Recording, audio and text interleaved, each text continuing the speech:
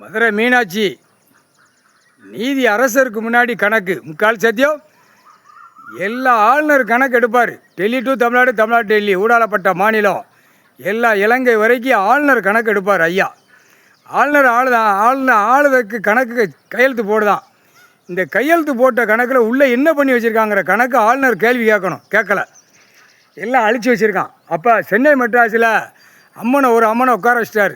உட்காரு, இந்த ஆளுநர் கணக்கு என்ன கணக்குங்கிற பிடிக்கிற பிடியில் அடிக்கிற அடியில் துவைச்சி எடுக்குங்கிற கணக்கு 2 அம்மமாரை உட்கார வச்சிட்டார். ஐயா உட்கார வச்சுருக்காரு ஆளுநர்.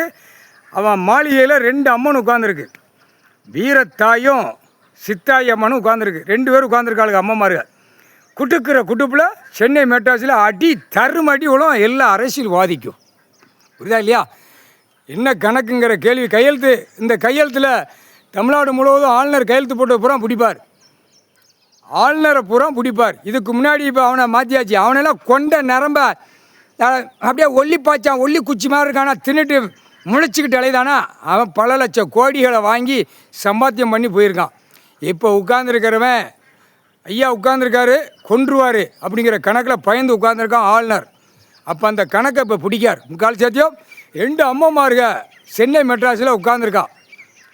வீரத்தாய், அதான் வீரபாண்டினா வீரபாண்டி தமிழ்நாடுக்கார பேர் சொன்னா தான், வீரபாண்டின்னு சொன்னா தான் காது கேட்கும். அது வீரபாண்டி கிடையாது. மன்னராட்சியில் ஆண்டதை வீரத்தாய் மன்னராட்சியில்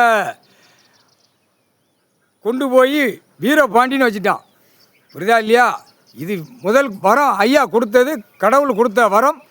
அவளுக்கு முதல் பேரே வீரத்தாய். அவளும் சித்தாயி அம்மன். சித்தாயெல்லாம் தூக்கி எறிவா.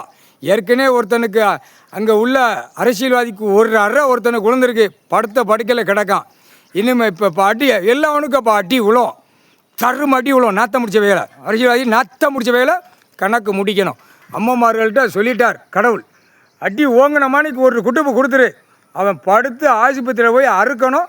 அவன் பொண்டாட்டி பிள்ளை பூரா பேரம்பேத்தி வரைக்கும் மோந்து பார்க்கணும். ஆணும் பெண்ணும் மாற்றி அடி அப்படின்ட்டு கொடுத்துட்டார் வரோம். முக்கால் சத்தியம். சென்னை மெட்ராஸில் அடி எப்படி உழுதுன்னு பாடுறா. முக்கால் சத்தியம். தமிழ்நாட்டுக்கார தமிழ் வார்த்தை பேசி உட்கார்ந்துருக்காரு. கண்ணுதிரிலையாடா. ஒட்டு மொத்தமாக வலிச்சு அள்ளி எப்படி ஏற்றுதாருன்னு பார். முக்கால் சத்தியம்.